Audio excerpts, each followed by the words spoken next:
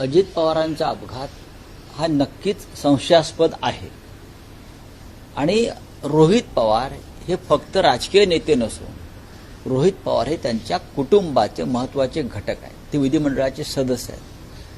त्यांच्या कुटुंबातल्या लोकांना जर संशय असेल आणि सरकारच्या तपासावर विश्वास नसेल तर इतकं मोठं कुटुंब आहे महत्त्वाचं आहे महाराष्ट्रातलं देशातलं, त्यांनी जर स्वतंत्र एजन्सी मार्फत काही माहिती काढण्याचा प्रयत्न केला असेल तर त्याच्याकडे तुम्ही सकारात्मक दृष्टीने पाहिलं पाहिजे. इतका मोठ्या नेत्याचा मृत्यू संशयास्पदरित्या होतो आणि कुटुंबाचा सरकारी तपास यंत्रणेवरती विश्वास नाही. माझ्या माहितीप्रमाणे अजित पवार यांच्या ज्या काही फाईल्स होत्या ज्यासाठी ते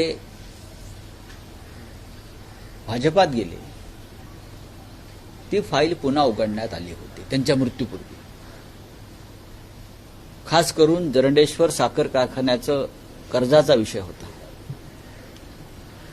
ती फाईल इथून अमित शहाकडे गेली क्लोज करण्यासाठी, पण अमित शहाने त्याच्यावरती ही फाईल क्लोज करू नये असा निगेटिव्ह शेरा मारून पुन्हा महाराष्ट्रात पाठवली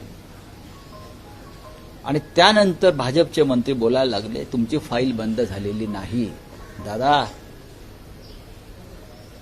आणि मग दादा म्हणाले तुमची फाईल आमच्याकडे आहे.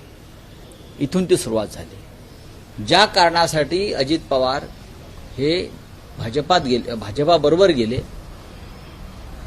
ते कारण संपलंच नाही. त्याच्यामुळे दादांनी मागे फिरण्याचा जो एक पुनर्विचार सुरू केला तिथून या सगळ्या रहस्यमय घडामोडींना सुरुवात झाली.